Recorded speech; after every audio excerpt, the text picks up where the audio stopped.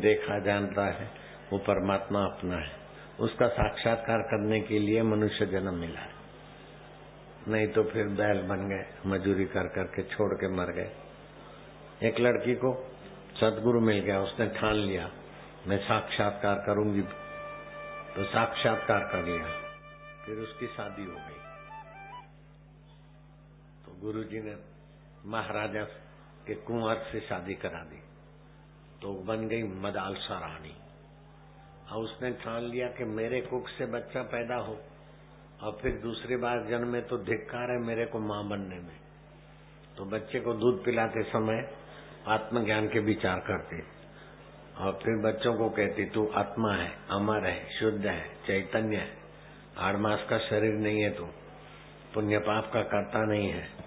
ऐसे गुरु का ज्ञान सुनाते। लड़के थोड़े समझदार होते और साक्षात्कारी होके चले जाते। 1 2 3 4 राजकुमार चले गए, राज में क्या रखा है, महाराज मिल गए।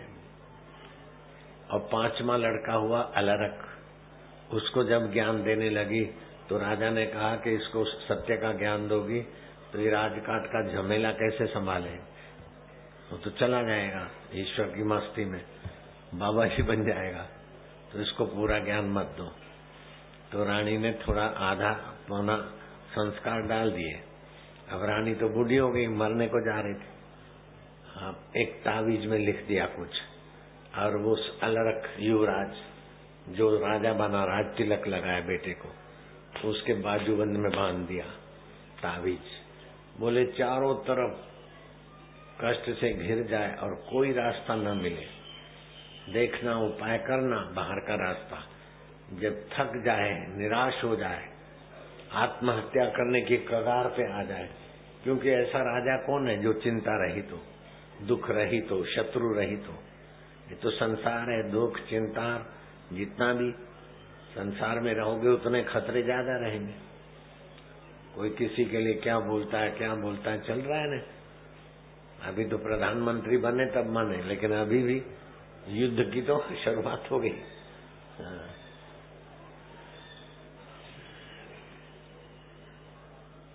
अब वो माँ तो चली गई, बाप चले गए, अलरक राजा बन गया। वो जो 4 भाई थे उन्होंने देखा कि ये तो राज सुख में समय बर्बाद कर रहा है, हमको जो माँ ने दिया इसको पूरा नहीं मिला है। तो चारों भाई काशी नरेश के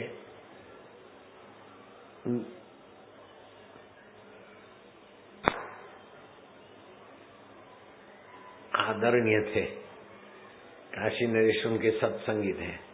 तो बोला कि राजन और कुछ नहीं, हमारा अलर्क भाई है, वो मोह माया में पड़ा है, तुम्हारा राज्य और फौज उससे बड़ी है, तो तुम्हारी फौज और तुम हमारा इतना काम करो, हमारे भाई पर धावा बोलो, हम साथ में रहेंगे। अब 4 भाई ब्रह्मज्ञानी और काशी नरेश इतना बड़ा धावा बोल दिया तो अलर्क के तो नाक में दम आ गया। भाई इतने बड़े संत, उनको कैसे मरवाऊंगा। उनको पता ही नहीं कि वो मरने वाले नहीं है, उनके पास भी है कोई मंत्र विजयी होने का। आज युद्ध का घमासान हुआ तो अलर्क की सेना को खदेड़ दिया। अलर्क ने देखा कि ये कल शाम तक तो मुझे भी बंदी बना लेंगे, बहुत चिंता में पड़ गया, कोई उपाय नहीं दिखा। तो माँ की बात याद आई तो तावीज खोला और तावीज में लिखा था जब बहुत दुख पड़े, कोई उपाय न मिले तो संत शरण जाइए। तो उस समय गोरखनाथ जी आए हुए थे। गोरखनाथ जी को कहा कि बाबा जी मैं बहुत दुखी हूँ और मेरा छोटा राज्य और काशी नरेश ने मेरे पर चढ़ाई कर दी और मेरे 4 भाई पूजनीय आत्म साक्षात्कारी, वो भी उनके पक्ष में है, तो मैं तो विनाश हो जाएगा। जिसके पक्ष में ब्रह्मज्ञानी होता है ना, उसकी तो अटल का छटका लग गया, वो अटल हो जाते हैं। ब्रह्मज्ञानी गुरु की सेव के पक्ष में हो गया, उसको जितना ऊपर उठना है उठ सकता है, लेकिन शर्त है कि श्रद्धा बनी रहे, कसौटी आए तो भी श्रद्धा बनी रहे। ये जज साहब बैठे तुम्हारे बीच में, ये सामने हाथ ऊपर करो जज साहब। पूरा चंडीगढ़, पूरा हरियाणा और पूरा हिमाचल इनके अंडर में कोर्ट के चुकादे ये देते, और ये चुकादे दे तो अपील भी नहीं होती जल्दी से। अपील करनी हो तो करोड़ों रुपया जमा कराओ, ऐसा इनका पोस्ट है। लेकिन जब इनको पोस्टिंग होने वाली थी तो कई जज लगे थे कि हमको ये बड़ी कुर्सी मिले, लेकिन ये बापू का कांटेक्ट करके जाके बैठे कुर्सी पर, इनको तिलक हो गया। तिलक तो क्या, इनकी पोस्टिंग हो गई इतना बड़े पद पे। लेकिन बड़े पद पे होते हुए भी बड़प्पन का अहंकार नहीं है, तो बापू के शिष्य हैं साधक। अहंकार आता तो बैठते ही नहीं तुम्हारे बीच में। तो क्या खुशामद करते हैं, लाल बत्ती है, गाड़ी है, ये है, वो है, लेकिन रोज सत्संग में आते। मैं बोलूं जज पद छोड़ दो तब भी रिजाइन, हाँ छोड़ने को तैयार है तो हाथ ऊपर करो। ये कुछ भी नहीं है, प्रधानमंत्री पद भी कुछ नहीं है, ऐसा आत्म पद होता है। बापू जी हर्ष शोक से पार हो जाओ, क्या मांग लिया, बहुत ऊंची चीज है, लेकिन डटे रहो आज्ञा में। आज्ञा सम नहीं साहिब सेवा। तो काशी नरेश ने आज्ञा मान ली और गोरखनाथ के पास भाई गए रोते हुए, अलरख महाराज बहुत दुखी हूं, ऐसा दुख मेरे जीवन में कभी नहीं आया। पूरा काशी नरेश का सेना और मेरे छोटे से राज्य को घेर लिया है, खदेड़ दिया मेरी सेना को। कल शाम का सूरज मेरे लिए मृत्यु का सूरज होगा। रोया धोया, बोले दुखी हो, कहाँ है दुख? निकाला चिमटा, तपा हुआ चिमटा निकाला धोने से, बोले कहाँ है दुख? मैं भगाता हूँ। बोले दुख इधर है। बोले हाथ हटा, मारता हूँ दुख। बोले महाराज इससे तो चोट लगेगी, दुख। बोले कहाँ है, जरा खोजने दुख कहाँ है। तो गोरखनाथ के सामने देखा, इधर क्या देखता है, संत का दर्शन किया, खोज दुख कहाँ है। आंखें बंद हुई, बुद्धि खुली, दुख तो है वास्तव में, राज्य मेरा बना रहे, नहीं तो दुख काहेगा। अगर अभी भाइयों को दे दूं राज तो वो तो संत लोग हैं, अच्छा चलाएंगे। महाराज दुख वास्तव में है, नासमझी में है, दुख बेवकूफी का नाम है महाराज। बोले बेटा समझ गया ना, माँ के संस्कार है, थोड़ा उपदेश दे दिया, अलर्क को हो गया साक्षात्कार। काशी नरेश को संदेशा भेजा कि मैं आपका बड़ा ऋणी हूँ, आपने मेरे को 84 लाख जन्मों से बचा दिया, और मैं भाइयों का भी ऋणी हूँ, मैं उनका पूजन करूंगा, और राज्य पाठ आपको चाहिए, भाइयों को चाहिए, मैं अर्पित करता हूँ। अब मैं साधुताई की मस्ती लूंगा। भाइयों ने कहा बच्चों मेरे को हमको राज्य नहीं चाहिए, तेरे को उस मस्ती तक पहुंचाने के लिए हमारा ये अभिनय था, अब करो राज्य। आज तक तो राज्य का बोझा लगता था, अब असली राज्य करोगे तुम। तब से अलर्क को साक्षात्कार हो गया, जीवन मुक्त हो गया, तो बरसातें भी उसके अनुकूल पड़ती, और पृथ्वी में अन्न धन धान्य दूध बूध सब ठीक होने लगा। जीवन मुक्त पुरुष होते ना तो माहौल सब ठीक हो जाता है। एक व्यक्ति लाख आदमी में एक आदमी अगर साक्षात्कार कर ले तो सारी पृथ्वी 5 मिनट में स्वर्गीय आनंद में आ जाएगी। साक्षात्कारी की उपस्थिति, उसको छूकर जो हवाएं जाती हैं, उसके नेत्रों से जो तरंग बहते हैं, वो लोगों को 2:30 बजे तक बिठा देते हैं, सुबह 8 बजे के आए। जोगी रे क्या जादू है तेरे ज्ञान में, क्या जादू है तेरे जोग में, क्या जादू है तेरे आत्मा में। एक झलक मेरे जोगी की बिगड़ा भाग्य बनाए, कितनी बड़ी हो चाहे मुसीबत, वहां न टिकने पाए। हाय हाय जोगी रे। पूरा मीडिया, पूरे धर्मांतरण वाले, पूरे पंजे वाले, पूरे कमल वाले लग गए थे सब एक साथ। ये बाबा झुकता नहीं है, काय को झुकते। क्या क्या क्या साजिशें की, 210 गवाहें खड़े कर दिए, एक की भी नहीं चली, सब काट। सोनार की 100 4.5 साल धतिंग चला, लेकिन बापू एक दिन गए, सब बैठे बापू बापू बापू करते, प्रश्न उत्तर काटते काटते धड़ा। विरोधी वकील ने भी कहा कि आश्रम निर्दोष है, आश्रम में तांत्रिक नहीं होता है, हम मानते।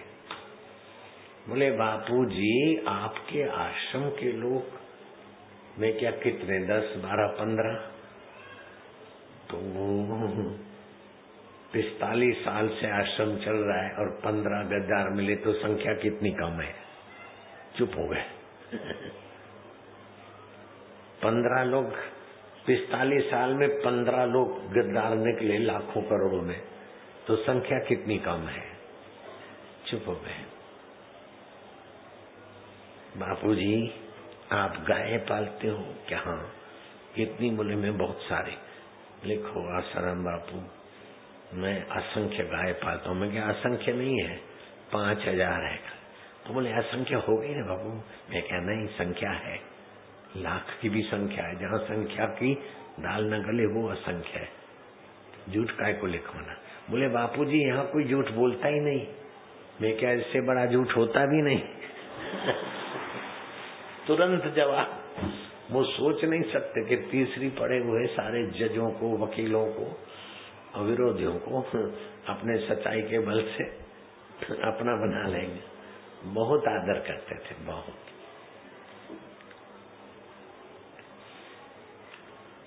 आखिरी गवाही मेरी थी।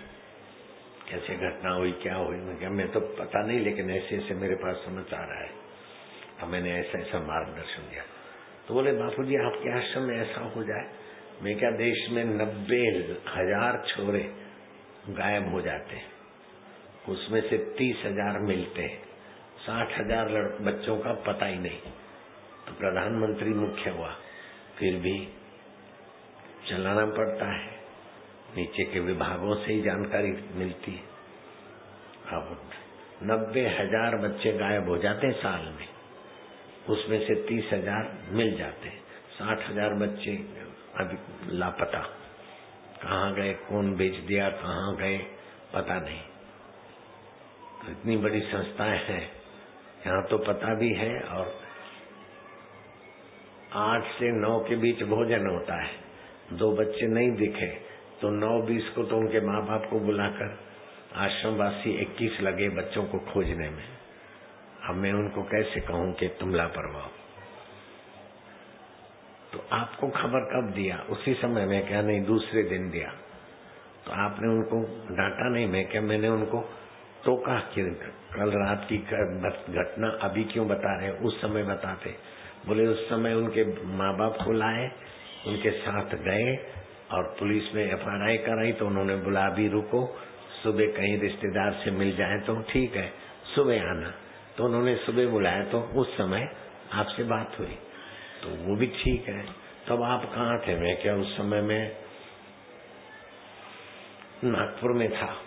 तो बोले बच्चों के ऐसा वैसा हुआ, तब आप कहाँ थे? मैं क्या, मैं दिल्ली में था।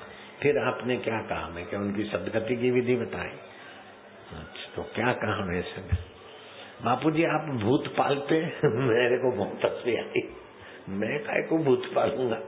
एक बार मैंने भूत देखा था, ऐसा ऐसा। तो किसी ने बोला बापू भूत पालते और सभी आश्रम में एक एक भूत रखते, ऐसा गवाहों ने बकवास किया था। इसीलिए भूत पकड़ के लोगों को ले आते बापू के पास, क्या क्या बकते रहे लोग। ऐसा नहीं, ऐसा है।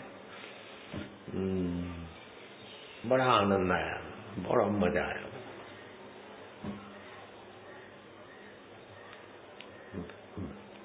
यहाँ कोई झूठ नहीं बोलता। मैं क्या, इससे बड़ा झूठ भी तो नहीं हो सकता है।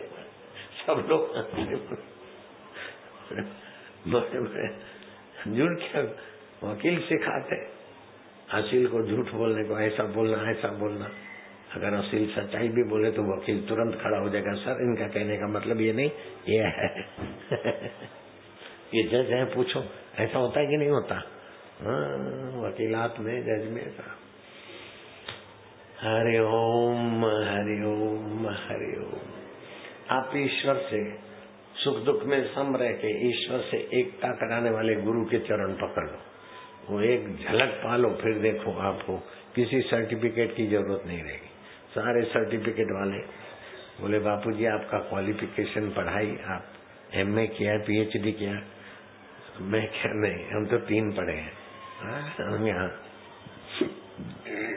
आपको बताता हूँ, मैं MA का परीक्षा देने गया था, सीधा 3 से सीधा MA आचार्य की परीक्षा देने। तो वहाँ क्लास भी लगी।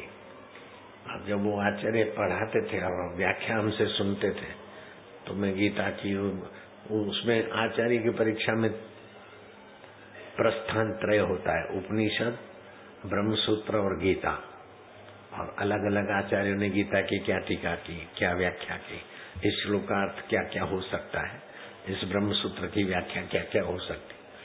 तो मैंने की, तो वो बोले आप पहले PhD अपने MA ये आचार्य की परीक्षा पहले दी हुई है क्या? मैं कहा मैं तो पहली बार आया हूँ। उसको नहीं बोला था मैं तीसरी पढ़ा हूँ। फिर मिल गए संत, उन्होंने पहचान लिया, बोले आपको भी सर्टिफिकेट की जरूरत है। मैं क्या, कानपुर में सम्मेलन हुआ था, तो फलाने वेदांताचार्य प्रवचन आपको अमृतपान कराएंगे, फलाने न्यायाचार्य, फलाने दर्शनाचार्य। और मेरे से पूछते हैं आपकी डिग्री क्या? तो मैं बोलता हूँ भाई लीलाशाह बापू ने भेजा है। बोले लीलाशाह बापू का कृपा पात्र आशाराम जी आपको सुनाएंगे। तो मैं क्या, कुछ टाइटल हो तो जरा अच्छा लगता है। बोले आपको भी टाइटल की जरूरत है? मैं क्या, जरूरत तो नहीं है। तो हंसते थे हम। तो ऐसे 2-4 दिन, 5 दिन, 7 दिन बीते। वो साधु भी जमाने का कुछ MBBS था, जो भी था, ऋषिकेश में शिवानंद डिवाइन लाइफ वालों का आश्रम है, उससे सटी हुई थी दर्शन महाविद्यालय, उसमें एडमिट हो गया था। वो उसमें भर्ती हो गया था, एडमिट नहीं भर्ती हो गया। वो आचार्य पढ़ाते थे, शिवानंद डिवाइन लाइफ का भी कोई आचार्य पढ़ता था, मैं भी उनके साथ पढ़ता था। तो उनकी व्याख्या होती थी, मैं गीता की व्याख्या बढ़िया कर लेता था। वो तो मेरा तो बचपन में घर से अभ्यास। तो बोले आपका पहले आचार्य की परीक्षा दी हुई है क्या? फिर शाम को गंगा किनारे गया तो साधु ने कहा अभी तक पढ़ रहे हो? मैं क्या, पूरा हो गया नहीं चाहिए सर्टिफिकेट। नहीं तो तीसरी से सीधा आचार्य इक्वल MA। अभी मेरे शिष्य हैं MA, वो BA, B.Ed, MA में, और आचार्य अपना PhD फलाना किया, फिर मैंने डिलीट किया। इस समय बापूजी आपकी कृपा से मैं 5 देशों में सबसे ज्यादा विद्वान डिग्रियों वाला मेरा ही नाम आया है। वो रूप नारायण मेरठ का मेरा शिष्य है। हम 3 पढ़े हैं और 5 देशों में सारी डिग्रियों, बड़ी बड़ी डिग्रियों का धनी। उसके कई PhD शिष्य हैं, MA, M.Ed शिष्य हैं, BA, B.Ed, कई उसके वाइस चांसलर चेले हैं। वो मेरा चेला लगता है। जोगी रे हम तो लुट गए तेरे प्यार में, जानने ना जग को खबर कब होगी। चंदा भी देखा, तारे भी देखे, जब से हमने तुमको देखा, हमने फूली सरसों, हाय हाय जोगी, ये क्या जादू है तुम्हारे। अरे जादू यही है, परमात्मा को पाने का इरादा पक्का करो, सद्गुण आ जाएंगे। फिर पुण्य पाप सुख दुख सब स्वप्न, परमात्मा अपना। कठिन नहीं है, केवल परमात्मा को पाने की तड़फ और परमात्मा को पाए हुए महापुरुष की कृपा, बस हो गया। इसमें 10 साल चाहिए, 2 साल चाहिए, 3 साल चाहिए नहीं। परीक्षित राजा को 1 हफ्ते में हो गया, मेरे को 40 दिन में हो गया, किसी को 7 साल में हो जाता है, किसी को 12 साल में। मैं तो कहूँ 1200 साल में भी हो जाए तो भी साक्षात्कार सस्ता है। लगन लगी हो और पूरा समर्थ गुरु हो, पूरा प्रभु आराध्या, पूरा जाका नाम, नानक पूरा पाइए पूरे के गुण खान।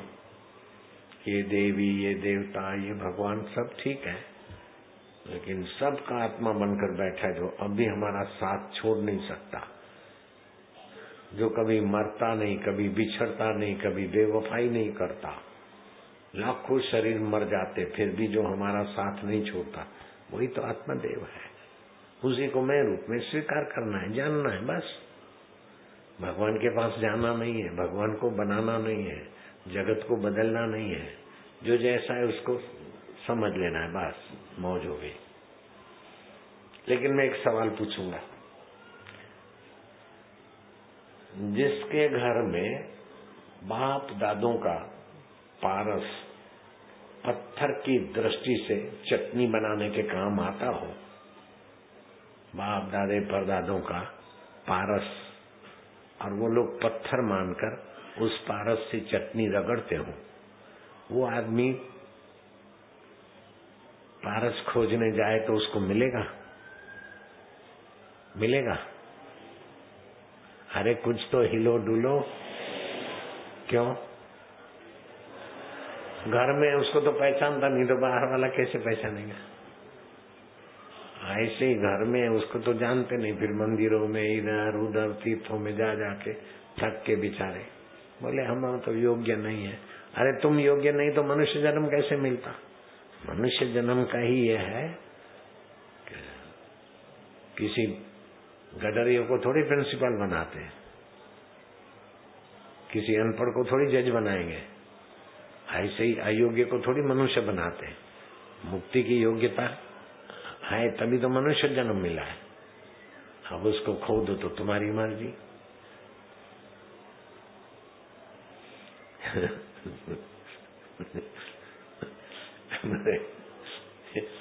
एक हंसी की बात आती है, कल बताई थी वहां, जो कल उधर के सत्संग में नहीं थे वे हाथ ऊपर करो।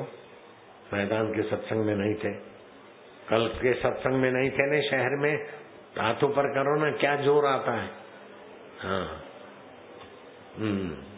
तो एक लड़का था, बड़ा उत्साही था, अमेरिका में, और 18 साल की उम्र में कई $1 मिलियन कमाए।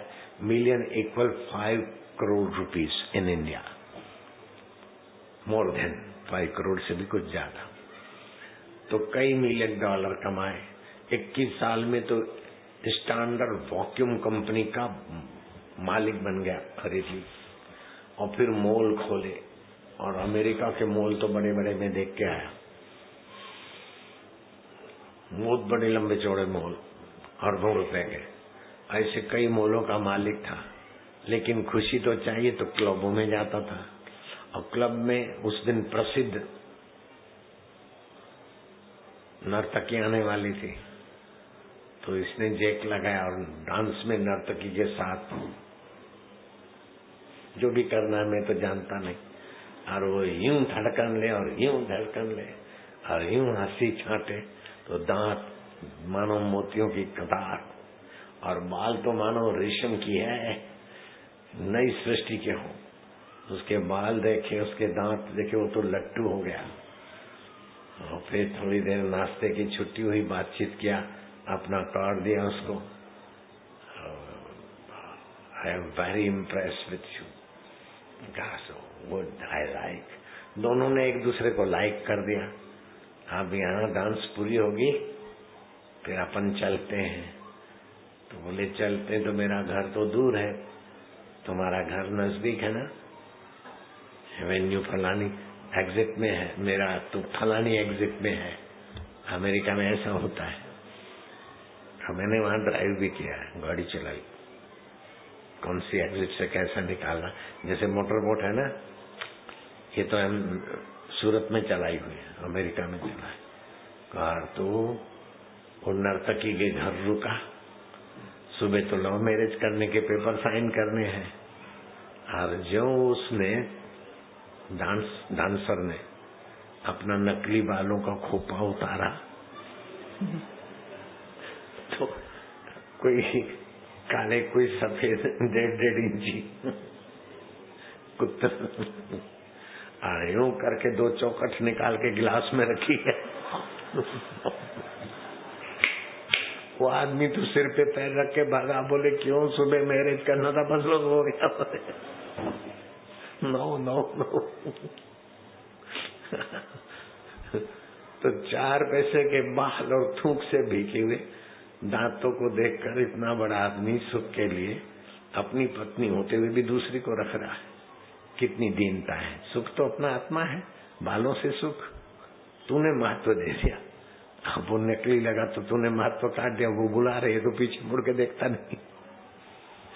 तो तुम जिसको महत्व देते हो महत्वपूर्ण हो जाता है। ईश्वर के सिवा किसी को भी महत्व दोगे तो तुम ठगे जाओगे।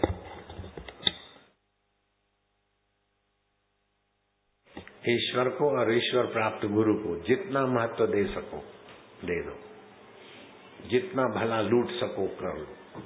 मैंने मेरे गुरुदेव को महत्व दिया, बस हो गया काम। ऐसे एक जमींदार था मुंज, उसने गुरु गोविंद सिंह के चरणों में मत्था टेका।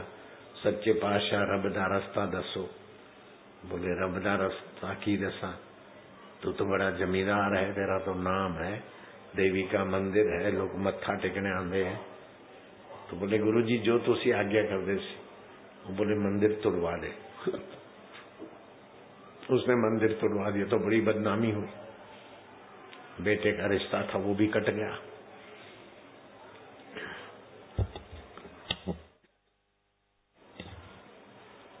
हकदा खाया कर। तो जमींदार के जो नौकर चाकर होते उन दिल्ली खुले दिल उन्होंने पगार दिया कर। तो जमीन में आमदनी से तो खुले दिल पगार ज्यादा चला गया। और फिर जमीन गिरवी रखी, गिरवी जिसको रखी वो जमीन भी चली गई। अब तो वो मुंज किसी के यहाँ काम करे, रोटी कमाए खाए। सच्चे पातशाह रब दा दीदार करा। अभी तो रोटी कमांदा है, खांदा है, तेनू की पिया है? बोले नहीं सच्चे पातशाह, तो सेवा करो लंगर दी। वो लंगर में सेवा करे, लकड़ियां ले आवे। गुरु ने पूछा लकड़ी लांदे, लंगर दी सेवा कर दो, खाते किथे हो? बोले थे टुकड़ा खा ले जाऊं। तो सेवा क्यों हुई? इतना बड़ा जमींदार पायमाल हो गया। लेकिन गुरुदेव कैसे उन्नत करते। और तुसी सारे लकड़ियां कर दे, रोटी खा दे, तुसी भी लंगर दे, लकड़ियां लांदे, रोटी थे खांदे, तो सेवा क्यों होया? क्यों हुई सेवा? नहीं सच्चे पातशाह भूलोगे। और लंगर की सेवा करे और फिर अपने लिए लकड़ियां लेने जाए, वो बेचे और आटा लाके अलग से बनावे। काम का लोड बढ़ गया और लोगों की हुड़दूद बढ़ गई। एक दिन लकड़ियां लाते लाते चक्कर आए और कुएं में गिर पड़ा। गुरु ने देखा वो आया नहीं, मुंज किथे हो यार, देखो कि गुरु जी वो तो पागल की नहीं, एकदम खोखला हो गया है। अरे बोला छोड़ो, कुछ सेवक भेजे। अरे मुंज कुएं में गिर पड़े हो, ऐसे गुरु के चक्कर में आए हो, चलो हम तुम्हें फिर से जमींदार बना देंगे। बोले मैं कुएं में मर जाऊंगा लेकिन मेरे गुरु दे चरण नहीं छूंगा। तुसी जिथों आए उथे चले जाओ, भरा मैनू रस्सा मत भेजो। थे तो गुरु के ही आदमी, फिर दूसरे आदमी भेजे। मुंज चलो आ जाओ। बोले नहीं, पहले मेरे लंगर दी लकड़ियां खींच लो, उथे भक्त लोग खांदे ना, लकड़ियां थे गीली हो जाएंगी। मैंने सिर पे धाम रखी, ऊपर कर रखी कंधे पे, वो लकड़ियां भेज दी। और फिर तो गुरु साहब खुद आए, एक खटिया भेजो, और खटिया के 4 रस्सियां लगाई। मुंज बैठ जा। और मुंज आया बाहर, गुरु के चरणों में गिरे तो गुरु ने हृदय से लगाया, अब तेनू चेला की बनाना, तू खुद गुरु है। मुंज जगनू लांघन हारा, और उनका बेड़ा पार लगाना था। कसौटी ऐसी कड़क किया तो फिर पद भी ऐसे ही दे दिया, ब्राह्मणी स्थिति कर दिया मुंज की। जैसे मेरे को गुरु जी ने थोड़ा कसौटी हुई, लेकिन एकदम धड़ाक। मैं तो जूनियर था और बड़े बड़े सीनियर थे, सब मिलके मेरे को भगाना चाहते थे। वो सब एक एक करके भाग गए। और जो खास गुरु का सेवक था गुरुजी जब संसार से जा रहे थे तो उसको लगा डबल में 1.5-2 घंटा गए और गुरुजी ने तब तक मेरे गोद में ही आखिरी लीला समाप्त की। जो कुछ लेना देना था वो तो देखते ही रह गया।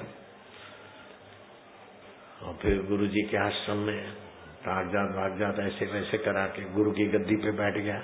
गुरुजी की वर्दी पहना ये वो। फिर बुद्धि ऐसी हुई कि एनिमा लेने में गलती किया और उसी में मेरी उम्र का था, लेकिन मेरे से 38 साल पहले मर गया। 40 साल हुआ होगा, 38-40 साल। तो मेरे को ही भगाने लगा था, खुद ही बेचारा एनिमा लेते भाग गया। फिर मैं गया, मैंने तो कंधा दिया, उसकी गत हो जाने हम तो निभाया। उससे भी होता रहता है, संसार है। भला करने वाले भलाई किए जाओ, बुराई के बदले में दुआ दिए जाओ। हमने अपने पिता से निभाई, माता से निभाई, चेलों से निभाई, गुरु भाई से निभाई, अभी भी निभा रहे। आप लोग आते हैं तो फिर हम अपना नियम आगे पीछे करके आपसे भी तो निभा रहे हैं। नहीं निभा रहे हैं क्या? हाँ,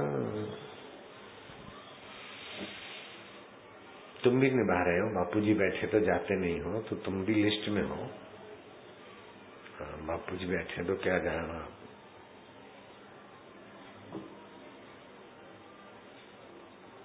और चश्मा हटाना हो तो मेरे यहाँ से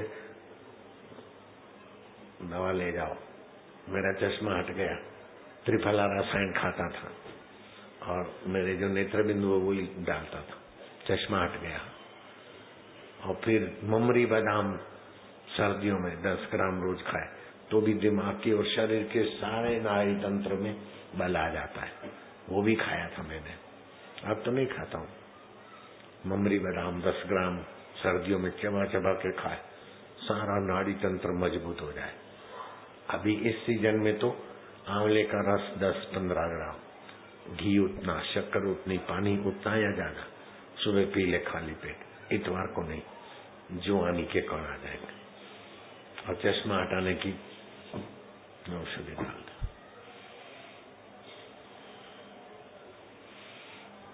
अब 3 बज रहे हैं। 2 यह घड़ियाल का तो थोड़ा झुका हुआ है। मुझे फालसे का इतना सा 300-400 ग्राम मिलीग्राम। मैं समिति के 2 बूढ़ों को बुलाया, मैं कहा आपस में बांट लो, 3 दिन में खत्म करना। तो तीसरे दिन में पूछा तो वो क्या बोले, मैं बीमार हो गया, कोमा में चला गया था, आईसीयू में चला गया था, 1.25 लाख रुपया चेकअप करने को लगा। और फिर इन्होंने जो एडमिट हुआ उसके बारे में कोई बता रहे, ऐसे चले गए थे, कोमा में चले गए थे। हम लोग वहां बड़े दुखी थे। इतने में जोर से बोले, हट जाओ हट जाओ हट जाओ, बापूजी आ रहे। बापूजी आप शिमला की हॉस्पिटल में आए तब से ये उठ के खड़े हो गए, अब ठीक है। मैं क्या, अभी ये खा लो। समिति के हैं, उसने जमीन वमीन उसी की जमीन में आश्रम बनाए। आश्रम तो समिति ने मिलाकर बनाया, जमीन उसी की। वो बूढ़ा भी अब तो जब ये दिया ना तो बोले अब मैं बिल्कुल ठीक हो गया हूँ। वो 3 दिन पिया। मैं क्या, देखो मैं और भी जुगाड़ करता हूँ, बनवाता हूँ तो तुमको भेजूंगा, तो उनको भी भेजूंगा। बापू है तो सब बच्चे हैं, बच्चे स्वस्थ रहे। ऐसे जज को भी दूंगा थोड़ा, और भी दोपल जी इनको भी थोड़ा इधर भेजूंगा। फिर नाम लिख देंगे भंडार, पति पत्नी का भोग, त्यौहार, भोजन और भजन।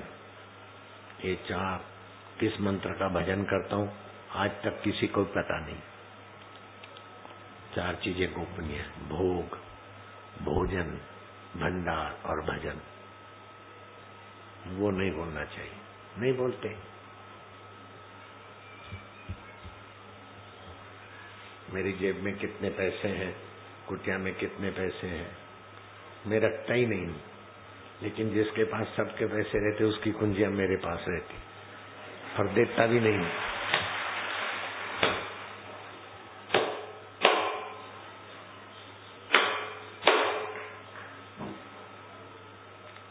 हिमाचल में देहरादून में सत्संग था, तो वहां का मंत्री, वन मंत्री आया, वो था पहलवान, पहलवानी का पहलवान।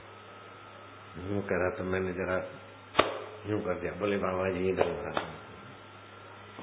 दबंग था पहलवान। मन में पहले राजा परंपरा का था, रुड़की से जीता है, तो राजघराने का है, तो राजकुमार और प्रणव चैंपियन, चैंपियन भी रहा चुका है। और बोले बाबा जी जरा इधर, मैंने लगा दी इतना सा मसूल से।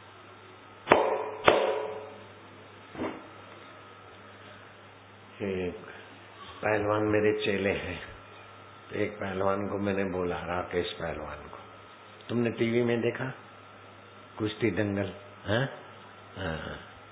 तो पहलवानों को बुलाए, तो और कई पहलवान आए, 50 पहलवान, सब भगत बन गए। फिर उसमें राजीव तोमर, उसने एशिया के सभी पहलवानों को चैलेंज किया, मेरे से कोई भी कुश्ती करो, मेरे को हरा के दिखाओ। 52 देशों में। मैं क्या, अगर इनको हरा के कोई दिखाए तो लाखों रुपया इनाम हम देंगे। है कोई माइका लाल, 12 महीने तक चैलेंज खुली है, अभी तक तो कोई आया ही नहीं। पहलवान चेले के लिए हमने भी उसको उत्साहित कर दिया।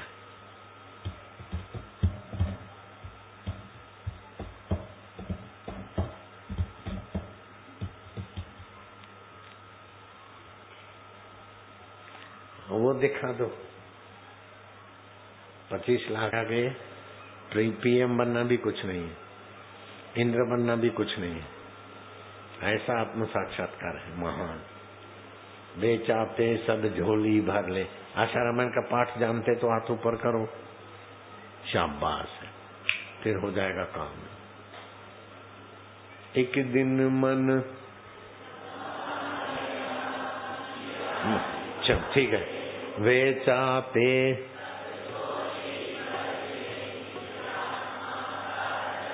ब्राह्मी स्थिति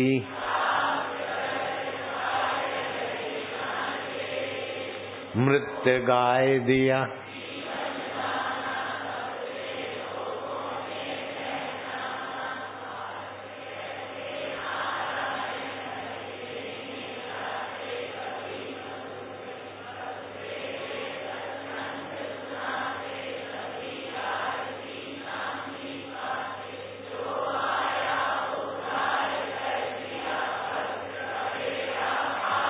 बस हो गया, हो गया, हो गया, इतने में पूर्ण विराम। भक्त का बेड़ा पार। नारायण हरि हरि ओम।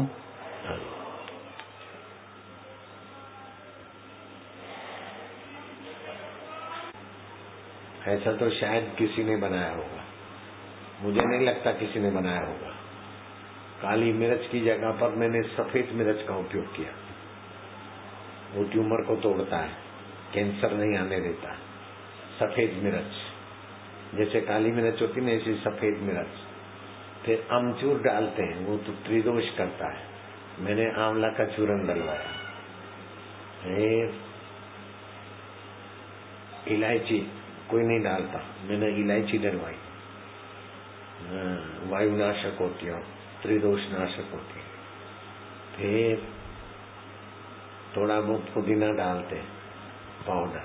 मैं तो पुदीने का पानी और पुदीना पाउडर वाला दोनों मिला के इतना सा लिया, 3-4 ग्राम है। ओम भगवत जलजीरा भीतर और गड़बड़ सब बाहर। ऐसे ओमकार का मंत्र भीतर, बीमारी बाहर।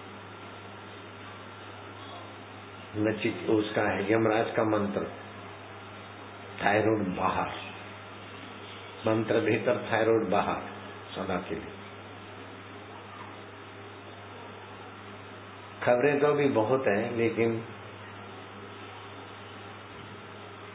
इस विश्राम के बाद, नॉट ब्रेक के बाद, नॉट ब्रेकिंग न्यूज, विश्राम न्यूज।